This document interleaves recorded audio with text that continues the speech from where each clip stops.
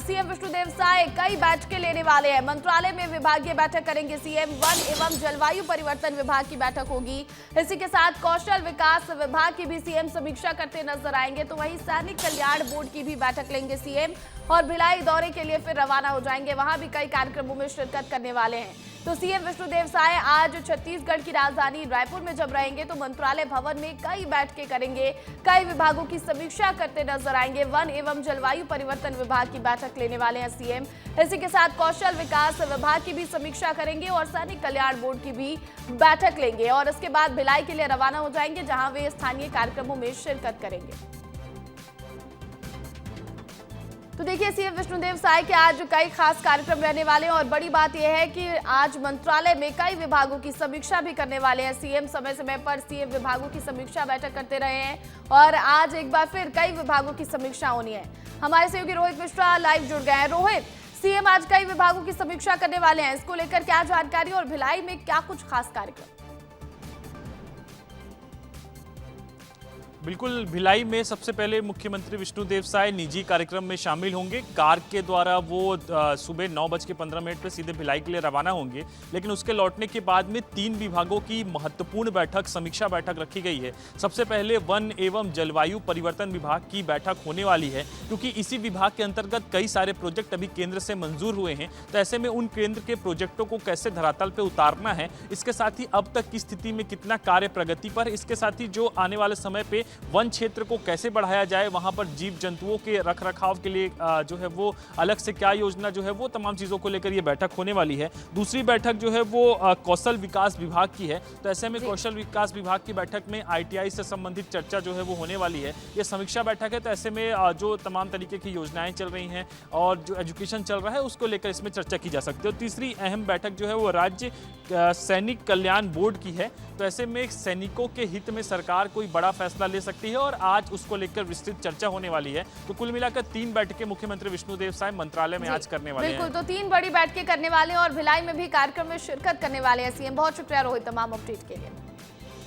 और इधर रायपुर में हर घर तिरंगा अभियान को लेकर बैठक होने वाली है। छत्तीसगढ़ बीजेपी की ये बड़ी बैठक होगी। कुशाभाऊ ठाकरे परिसर में होगी बैठक। पदाधिकारियों को यहां पर अभियान की जिम्मेदारी सौंपी जाएगी। प्रदेश अध्यक्ष किरण सिंहदेव समेत कई पदाधिकारी इसमें शामिल होने वाले हैं। तो हर घर तिरंगा अभियान को लेकर बीजेपी आज एक बड़ी बैठक छत्तीसगढ़ की राजधानी रायपुर में करने वाली है। छत्तीसगढ़ बीजेपी की यह बैठक होगी और कुशाभाऊ ठाकरे परिसर में बैठक का आयोजन किया जाएगा। पदाधिकारियों को यहां पर जिम्मेदारी दी जाएगी। प्रदेश अध्यक्ष किरण सिंहदेव इस दौरान मौजूद रहेंगे और प्रदेश अध्यक्ष के अलावा जो तमाम पदाधिकारी हैं वो भी इसमें शामिल होने वाले हैं। वहीं इधर रायपुर में कटघोरा डोंगरगढ़ रेलवे परियोजना की स्वीकृति का अनुरोध किया जा रहा है। केंद्रीय राज्य मंत्री तोखन साहू ने रेल मंत्री अश्विनी वैष्णव से मुलाकात की है। बिल्हा स्टेशन पर प्रमुख ट्रेनों के ठहराव की भी मांग की गई है। नागरिकों को आवागमन की सुविधा इससे मिलेगी, ये कहा जा रहा है। व्यापार और रोजगार की भी सुविधा मिलने वाली है। तो ऐसे में लगातार जो है इसकी मांग भी की जा रही है। तो रायपुर में कटघोरा और डोंगरगढ़ रेलवे परियोजना की स्वीकृति का अब अनुरोध किया जा रहा है और इसे लेकर केंद्रीय राज्य मंत्री तोखन साहू ने रेल मंत्री अश्विनी वैष्णव से मुलाकात की। और इसी के साथ आपको बता दें कि बिल्हा स्टेशन पर भी जो प्रमुख ट्रेनें हैं उनका ठहराव हो, इसकी भी मांग लगातार की जा रही है। कहा जा रहा है कि ऐसा करने से नागरिकों को आवागमन की सुविधा मिलेगी और इसी के साथ व्यापार और रोजगार की भी सुविधा लोगों को मिल सकेगी। इधर बस्तर संभाग का दौरा करेंगे स्वास्थ्य मंत्री श्याम बिहारी जायसवाल। 3 दिवसीय दौरे पर रहेंगे स्वास्थ्य मंत्री और स्वास्थ्य सुविधाओं का जायजा लेंगे। जिला अस्पताल और मेडिकल कॉलेज का निरीक्षण करेंगे। इसी के साथ स्वास्थ्य विभाग को वरिष्ठ अधिकारी भी वहां पर मौजूद रहेंगे। स्वास्थ्य सेवाओं की स्थिति का मूल्यांकन करने वाले हैं स्वास्थ्य मंत्री। तो छत्तीसगढ़ के स्वास्थ्य मंत्री बस्तर संभाग के दौरे पर रहने वाले हैं। 3 दिवसीय श्याम बिहारी जायसवाल का ये दौरा रहने वाला है। स्वास्थ्य सुविधाओं का जायजा लेते नजर आएंगे। जिला अस्पताल और मेडिकल कॉलेज का निरीक्षण करेंगे। छत्तीसगढ़ की राजधानी रायपुर में जब रहते हैं स्वास्थ्य मंत्री श्याम बिहारी जायसवाल तो औचक निरीक्षण पर निकल जाते हैं। वो अस्पतालों में जाकर मरीजों से मिलते हैं, उनका हाल जानते नजर आते हैं। लेकिन अब वो बस्तर संभाग के दौरे पर रहने वाले हैं, जहां वो जिला अस्पताल और मेडिकल कॉलेज का निरीक्षण करेंगे। स्वास्थ्य विभाग के वरिष्ठ अधिकारी भी इस दौरान उनके साथ मौजूद रहेंगे। इधर बलौदाबाजार से बड़ी खबर है। बच्चों को कुत्ते का जूठा खाना परोसने का मामला और इस मामले में बिलासपुर हाईकोर्ट ने नाराजगी जताई है। व्यक्तिगत हलफनामा मांगा गया है बिलासपुर हाईकोर्ट की तरफ से। कोर्ट ने इस मामले में सख्त टिप्पणी करते हुए कहा है कि ये कोई औपचारिकता नहीं, लापरवाही है, ये प्रशासनिक विफलता और अमानवीय कृत्य है और ऐसे में बड़ी कार्रवाई भी होनी चाहिए। तो देखिए, अब बिलासपुर हाईकोर्ट की भी सख्त टिप्पणी सामने आई है, जहां पर 78 बच्चों को बलौदा बाजार के एक सरकारी स्कूल में कुत्ते का जूठा खाना परोस दिया गया। जानकारी जब सामने आई तो बच्चों को एंटी रेबीज का इंजेक्शन लगा दिया गया, लेकिन बिलासपुर हाईकोर्ट की अब नाराजगी सामने आ रही है और बिलासपुर हाईकोर्ट ने व्यक्तिगत हलफनामा मांगा है। सख्त टिप्पणी करते हुए कोर्ट ने यह भी कहा है कि ये कोई औपचारिकता नहीं बल्कि बड़ी लापरवाही है, प्रशासनिक विफलता और अमानवीय कृत्य को ये दर्शाता है। तो देखिए, कोर्ट की जो सख्ती है वो देखने को मिली है बिलासपुर में। आपको बता दें कि यहाँ पर हाई कोर्ट ने नाराजगी जताई है और व्यक्तिगत हलफनामा भी मांगा है। और खबर पर अधिक अपडेट के साथ आशीष दुबे फोन कॉल पर जुड़ गए। आशीष, देखिए, अब आखिरकार बिलासपुर हाई कोर्ट ने इस मामले में टिप्पणी की है और इसे अमानवीय कृत्य बताया गया है। जी बिल्कुल, देखिए, हाईकोर्ट जो है, छत्तीसगढ़ हाईकोर्ट हर ऐसे मसले पर गंभीर है जिस पर सरकार जो है गैर गंभीर। सबसे जो बड़ी बात है, बलौदा बाजार के पलारी स्थित लछनपुर के सरकारी स्कूल में जो कृत्य हुआ है उसने जो है लोगों को शर्मसार कर दिया है। इस मामले में जो है मुख्य न्यायाधीश है रमेश सिन्हा और न्यायमूर्ति विभू दत्ता, जिसकी खंडपीठ ने इस घटना को गंभीर लापरवाही बताते हुए स्कूल शिक्षा विभाग के सचिव को व्यक्तिगत हलफनामा दाखिल करने का आदेश दिया है। 3 अगस्त को जो मीडिया से समाचार प्रकाशित हुई थी उसी के आधार पर जो है मामले को संज्ञान लिया गया है। 19 अगस्त को मामले की अगली सुनवाई रखी गई है, जिसमें शिक्षा सचिव को व्यक्तिगत हलफनामा देने की बात कही गई है, देने के निर्देश दिए गए हैं। कोर्ट ने माना है कि इस घटना से राज्य सरकार की योजना और बच्चों के जीवन को सीधा खतरा पहुंचा है। यह मामला जो है स्वतः संज्ञान जनहित याचिका के तौर पर चल रहा है। इससे पहले कोर्ट द्वारा नियुक्त आयुक्त की रिपोर्ट पर महिला एवं बाल विकास विभाग और प्रशासन बलौद की तरफ से व्यक्तिगत हलफनामा मांगा गया था। बिल्कुल तो बिल्कुल, और एक बार फिर से कोर्ट ने नाराजगी जाहिर की और सख्त टिप्पणी की है इस मामले में। बहुत शुक्रिया आशीष तमाम अपडेट के लिए। और इधर रायपुर में ड्रग्स के खिलाफ बड़ी कार्रवाई देखने को मिली है, जहां 1 करोड़ की कीमत की हेरोइन बरामद की गई है। पाकिस्तान से मंगाया जा रहा था ड्रग्स, पंजाब के रास्ते देश भर में तस्करी करते थे ये तस्कर। पुलिस ने 412 ग्राम हेरोइन जब्त की है। एक अंतर्राष्ट्रीय तस्कर समेत 9 लोगों को गिरफ्तार किया गया है। आपको बता दें कि अंतर्राष्ट्रीय वर्चुअल नंबरों से यहाँ पर नेट कॉलिंग होती थी और उसके बाद तस्करी यहाँ पर ड्रग्स की जाती थी। तो रायपुर में ड्रग्स के खिलाफ बड़ी कार्रवाई एक बार फिर से देखने को मिली है। 1 करोड़ कीमत की हेरोइन यहाँ पर बरामद की गई है। आपको बता दें कि ये जो हेरोइन है, ये जो ड्रग्स है, वो पाकिस्तान से मंगाए जा रहे थे। पंजाब के रास्ते देश भर में तस्कर इसकी तस्करी कर रहे थे। अब पुलिस ने बड़ी कार्रवाई की है और पुलिस ने यहाँ पर 412 ग्राम हेरोइन जब्त किया। इसी के साथ एक अंतर्राष्ट्रीय तस्कर समेत 9 लोगों को भी गिरफ्तार किया गया। अंतर्राष्ट्रीय वर्चुअल नंबरों से यहाँ पर नेट कॉलिंग की जाती थी, एक दूसरे के कॉन्टैक्ट में आते थे तस्कर और उसके बाद ड्रग्स की तस्करी की जाती थी। खबर कोरबा से है, जहां पर जेल ब्रेक के मामलों में कई घंटे बीत चुके हैं और जिले में अब तक 25 फीट दीवार फांदकर फरार हुए 4 बंदियों का पता नहीं चल पाया है। पुलिस ने 4 फरार बंदियों को पकड़ने में अपनी पूरी ताकत लगा दी है। पुलिस ने 50 सुरक्षा कर्मियों को बंदियों की खोजबीन में लगाया है। इसके अलावा 2 विशेष टीमें भी गठित की गई हैं और साथ ही सूचना देने वाले को 10,000 रुपए का इनाम भी घोषित किया गया है। अब ये जो बंदी हैं जो फरार हुए हैं, इनके पोस्टर भी जारी कर दिए गए हैं और लोगों से लगातार कहा जा रहा है कि आप इनको जहां भी देखें आप पुलिस को सूचना दें। 10,000 रुपए इनाम की भी घोषणा कर दी गई है। और ये वो तस्वीरें हैं, चारों जो बंदी हैं जो फरार हुए हैं जेल से, दीवार फांद कर ये फरार हुए हैं, उनकी आप तस्वीरें भी देख लीजिए। और अगर आपको आपके आसपास के इलाके में, आप कोरबा में रहते हैं, आसपास के कई जिले में रहते हैं, आपको ये नजर आते हैं तो पुलिस को सूचना दीजिए। एक तो ये बंदी पकड़े जाएंगे, आपको 10,000 रुपए इनाम की राशि भी मिलेगी। कोरबा जिला जेल प्रबंधन की बड़ी लापरवाही सामने आई थी और जिला जेल से जो है 4 बंदी यहाँ से फरार हो गए थे। आपको तस्वीरों में मैं दिखाना चाहूँगा कि यही वो दीवार है। इसी दीवार को फांद करके जो बलात्कार और पॉक्सो के जो 4 बंदी यहाँ पर निरुद्ध थे वो यहाँ से फरार हो गए थे। और आपको इधर दिखाना चाहूँगा कि ये जो कैमरा है, इसी कैमरे की मदद से, इस CCTV कैमरे में जो 4 जो बंदी है वो फरार होते हुए नज़र आए थे। और आपको ये भी दिखाऊंगा कि ये जो फेंसिंग के तार है वो भी सुरक्षा की दृष्टि से टूटा हुआ है, जिसकी वजह से जो 4 बंदी थे वो भागने में यहाँ से सफल हुए हैं और पुलिस लगातार उनकी पतासाजी कर रही है और 50 सुरक्षा बलों को उनके पीछे लगाया गया है और इसके साथ ही 2 विशेष टीम भी गठित की गई है। साथ ही साथ पुलिस ने 10,000 सूचना देने वालों के ऊपर 10,000 का इनाम भी घोषित किया गया। लेकिन इस मामले में 48 घंटे बीत चुके हैं, लेकिन फिर भी अभी तक पुलिस के हाथ खाली है। हरीश साहू, विस्तार न्यूज़, कोरबा। इधर सूरजपुर की एक युवती से बिहार के पटना में दुष्कर्म की वारदात को अंजाम दिया गया है। भोजपुरी फिल्म में अभिनेत्री बनाने का झांसा देकर महिला के साथ दुष्कर्म किया गया है।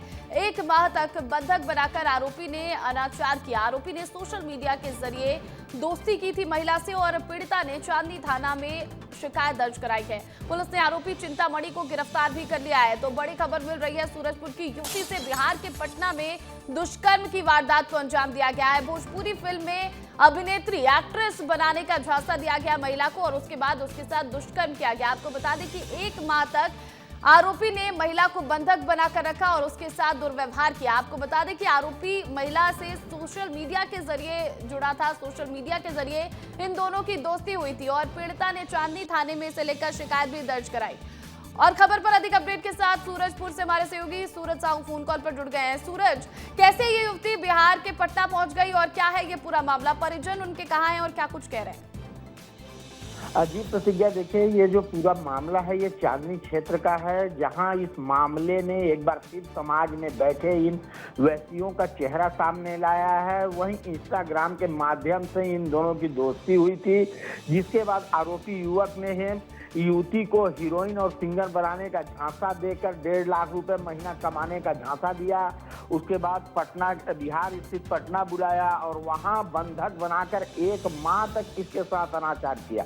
उसके बाद वो जो युवती है वो किसी तरीके से उसके चंगुल से छूटकर बाहर भागती है और भागने के बाद वापस आती है, लेकिन आरोपी लगातार उसे ब्लैकमेल करता रहा, उसे धमकी देता रहा, पैसे की मांग करते रहा, उसके वीडियो वायरल करने, अश्लील वीडियो वायरल करने की धमकी देता रहा, जिससे युवती डर गई और युवती पुनः वापस बिहार जाती है और वहां उसके साथ फिर वही दुष्कर्म किया जाता है। जिसके बाद युवती का जो वीडियो है वो अश्लील वीडियो बनाकर सोशल मीडिया में वायरल किया जाता है। जिसके बाद युवती लास्ट में डरी सनी युवती ने जो है कि पुलिस की मदद ली, चांदनी पुलिस को सूचना दी, जिसके बाद पुलिस के जो उच्च अधिकारी हैं, पुलिस कप्तान है, उनके द्वारा टीम गठित की गई और बिल्कुल, और आरोपी की गिरफ्तारी भी हो चुकी है इस पूरे मामले में। अब देखना है कि आगे किस तरह की कार्रवाई होती है। बहुत शुक्रिया सूरज तमाम अपडेट के लिए।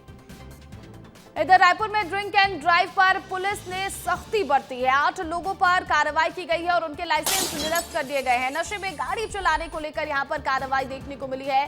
तेलीबांधा, श्री राम मंदिर और स्टेडियम टर्निंग क्षेत्रों में यह अभियान चलाया गया और जो भी लोग ड्रिंक करके ड्राइव कर रहे थे उन लोगों के लाइसेंस निरस्त कर दिए गए हैं। 2025 की बात कर ले तो इस साल में अब तक 933 चालकों पर इस तरह की कार्रवाई की जा चुकी है। तो छत्तीसगढ़ की राजधानी रायपुर में ड्रिंक एंड ड्राइव पर अब पुलिस की सख्ती देखने को मिल रही है। लगातार पुलिस इस मामले में कार्रवाई कर रही है और 8 लोगों पर कल भी कार्रवाई की गई है जिनके लाइसेंस निरस्त कर दिए गए हैं। ये सभी लोग नशे में गाड़ी चला रहे थे, जिस वजह से इन पर ये कार्रवाई की गई है। रायपुर के अलग अलग इलाके जैसे कि तेलीबांधा, श्री राम मंदिर और स्टेडियम टर्निंग पॉइंट, ये वो क्षेत्र हैं जहां पर ट्रैफिक पुलिस ने अभियान चलाया और इन लोगों पर कार्रवाई की गई है। साल 2025 में अब तक 933 ऐसे चालक हैं जो ड्रिंक करके ड्राइव कर रहे थे, उन पर कार्रवाई की गई है।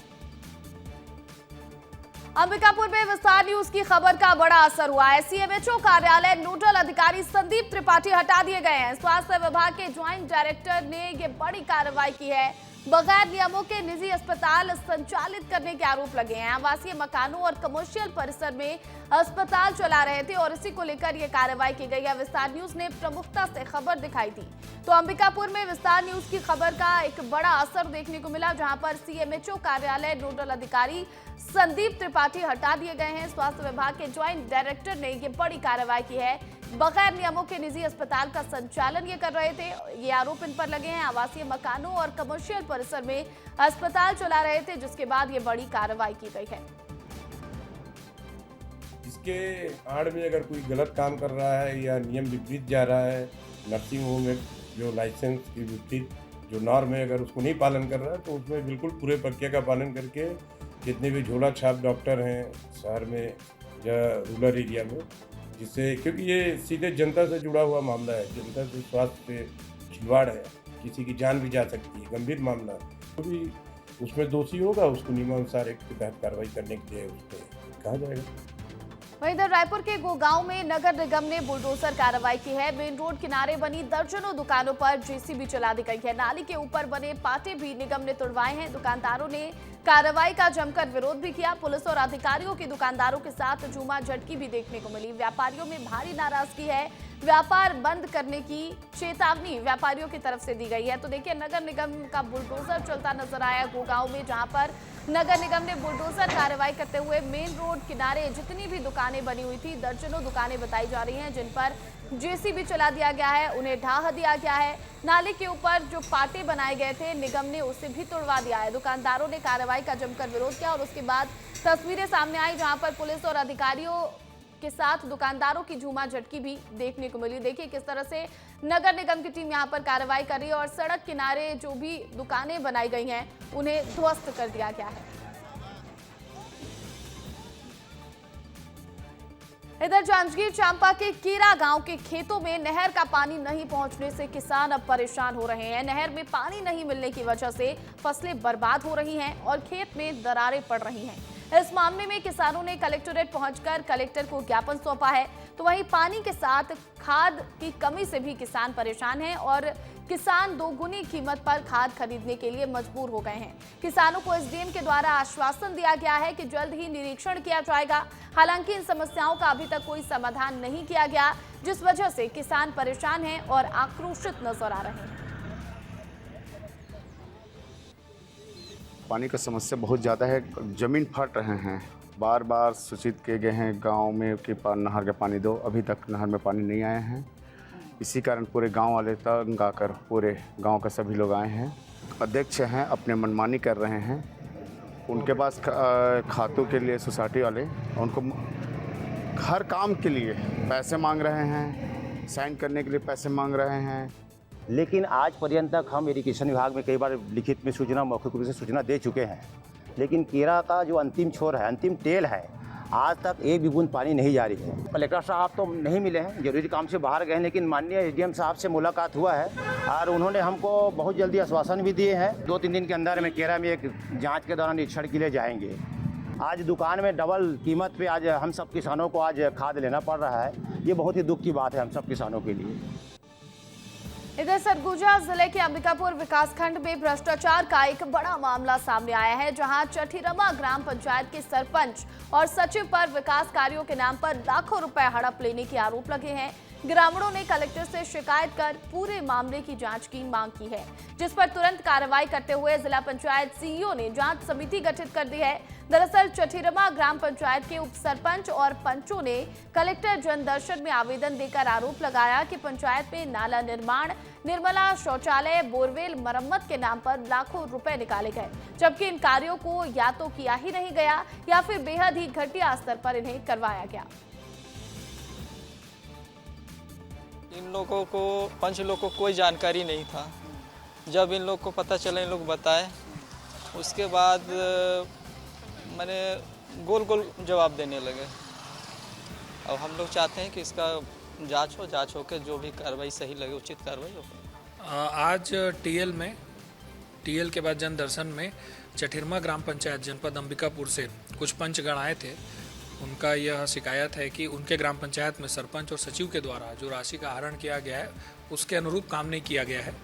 तो कलेक्टर साहब ने मामले को तुरंत संज्ञान में लेते हुए हमें निर्देशित किया कि तत्काल हम जांच टीम गठित करें और इस पर यदि शिकायत सही पाई जाती है तो तक कार्यवाही करें। इधर छत्तीसगढ़ के पूर्व मुख्यमंत्री भूपेश बघेल को तगड़ा झटका लगा है। उनके बेटे चैतन्य बघेल को सुप्रीम कोर्ट से राहत नहीं मिली है। ईडी की गिरफ्त में आए चैतन्य के मामले को देश की सर्वोच्च अदालत ने सुनने से इनकार कर दिया। कोर्ट ने कहा कि इस मामले की सुनवाई छत्तीसगढ़ हाई कोर्ट में ही होनी चाहिए। इसके अलावा चैतन्य बघेल की 14 दिन की न्यायिक हिरासत बढ़ा भी दी गई है। आखिर क्यों निराश हुए हैं भूपेश बघेल, आप इस रिपोर्ट में देखिए। छत्तीसगढ़ के बहुचर्चित शराब घोटाले में गिरफ्तार पूर्व मुख्यमंत्री भूपेश बघेल के बेटे चैतन्य बघेल को आज दोहरा झटका लगा है। एक तरफ दिल्ली से तो दूसरी तरफ रायपुर कोर्ट से। रायपुर स्थित स्पेशल कोर्ट ने उनकी 14 दिन की न्यायिक रिमांड बढ़ा दी है। वहीं सुप्रीम कोर्ट ने ईडी सीबीआई केस में सुनवाई करने से साफ साफ इनकार कर दिया है।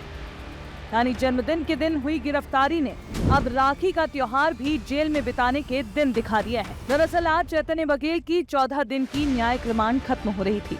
उन्हें विशेष कोर्ट में पेश किया गया, जहां उन्हें 14 दिन की न्यायिक रिमांड पर जेल भेज दिया गया है। मामले में अब 18 अगस्त को सुनवाई होगी। 14 दिन की न्यायिक रिमांड खत्म हुई है। चैतन्य बघेल और भूपेश बघेल के द्वारा सुप्रीम कोर्ट में जो है याचिकाएं लगाई गई थी, उन याचिकाओं को हाई कोर्ट में ट्रांसफर कर दिया गया है और उसके बाद सुप्रीम कोर्ट की याचिकाएं वापस ले ली गई हैं और अब चैतन्य बघेल के जो कानून के जितने भी सलाहकार हैं, जितने भी कानूनी सहयोगी हैं, अब वो कहीं ना कहीं हाई कोर्ट का रुख इख्तियार करेंगे। वहीं दूसरी ओर छत्तीसगढ़ के पूर्व मुख्यमंत्री भूपेश बघेल और उनके बेटे ने गिरफ्तारी के खिलाफ संरक्षण मांगा था, जिसके लिए सुप्रीम कोर्ट का रुख किया, लेकिन सुप्रीम कोर्ट से भी राहत नहीं मिली। ईडी के मामले को लेकर अनुच्छेद 32 को लेकर लगाई गई याचिका पर सुप्रीम कोर्ट ने उन्हें हाई कोर्ट जाने की सलाह दे दी।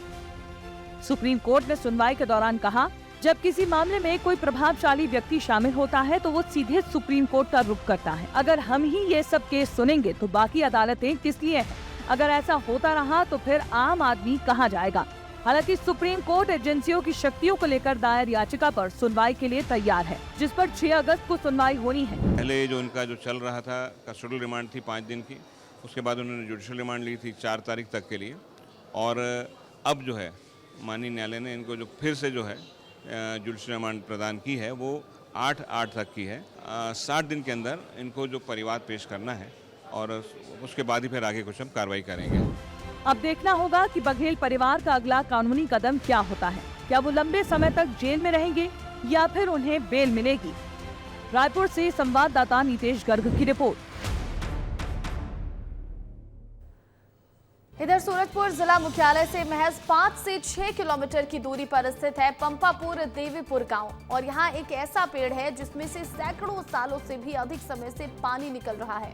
आपको बता दें कि यहां के पहाड़ी पर विराजी हैं मां महामाया और यहीं पर स्थित है साल का वो पेड़ जो सैकड़ों वर्षों पुराना है और इस विशालकाय साल के वृक्ष के नीचे हिस्से में एक छेद है जो कई रहस्यों को समेटे हुए है, या ये कहें कि प्रकृति का ऐसा वरदान है जो इस साल के पेड़ और औरों से अलग बना देती है। आपको बता दें कि लोगों का कहना है कि पूर्व में जब यहाँ पानी की व्यवस्था नहीं थी और यहाँ पर रास्ता हुआ करता था तो लोग इसी पेड़ के पानी से प्यास बुझाते थे और देवी की आराधना भी नीम के पत्तों से जल छिड़क कर ही की जाती थी। आप जो ये पेड़ देख रहे हैं ये शरई यानी कि साल का वृक्ष है। यहाँ जो है ये पुराना धाम का जो महामाया मंदिर है उसके समीप है ये पेड़। आप देख सकते हैं कि ये जो है ये पेड़ यहाँ जो आप देख रहे हैं ये पानी है यानी कि जल। इसे माता का अमृत कुंड कहा जाता है। अनवरत इस पेड़ से पानी निकलता रहता है और ये बताया जा रहा है कि ये जो पानी है ये पानी 12 महीने 24 घंटा यहाँ रहता है। ये कब से है, इसकी क्या कहानी? बुजुर्ग लोगों का कहना है कि भाई 100-150 साल से तो पंडित जी खोजबीन किए यहाँ आकर के, माने पूरा आदमी जाने कि ये जब से मंदिर का यहाँ माता आकर के बसी है तब से माने ये जल यही है। ये माता का अमृत कुंड जल है, माता का ही जल है। इसको भाई माता पेड़ के अंदर सुरक्षित में रखा था अपने पीने के लिए। यहाँ पानी उनी नहीं था और मैया को चढ़ाना भी है तो इसी जल को ले जा करके लोटा में चढ़ाते थे। आप देख सकते हैं कि ग्रामीणों का कहना है कि ये अमृत कुंड है और इस अमृत कुंड से जल निरंतर निकलता रहता है। सूरज साहू, विस्तार न्यूज, सूरजपुर।